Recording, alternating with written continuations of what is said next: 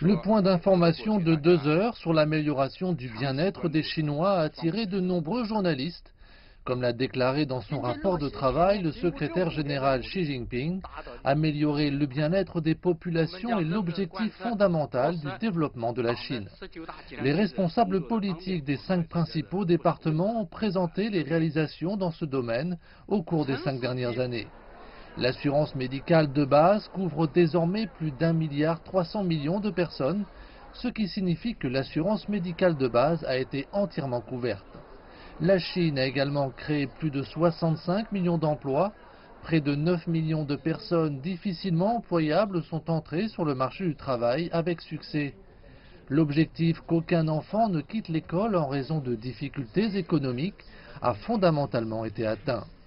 Par ailleurs, 90% des enfants handicapés bénéficient de facilités éducatives. Cependant, la Chine fait toujours face à de nombreux grands défis sociaux. Le pays vieillit rapidement. Ces 230 millions de personnes âgées de plus de 60 ans représentent près d'un cinquième de la population. Le ministre des Affaires civiles a déclaré que des progrès ont été réalisés en fournissant de meilleures installations pour ces personnes âgées. 28 000 foyers de soins pour personnes âgées comportant près de 7 millions de lits ont été dénombrés dans le pays. Les services de soins aux personnes âgées sont disponibles dans toutes les communautés urbaines et dans plus de la moitié des communautés rurales chinoises. Les ressources éducatives déséquilibrées représentent également un vaste défi pour le pays. L'inégalité entre les zones urbaines et rurales et même entre les différents quartiers d'une même ville est flagrante. Le ministre chinois de l'Éducation a évoqué les mesures prises pour s'attaquer à ce problème. La tâche générale est de mener à bien les politiques éducatives du parti, de mettre en œuvre la tâche fondamentale consistant à renforcer l'éducation morale, de développer des formations de qualité et d'assurer l'équité dans les institutions éducatives.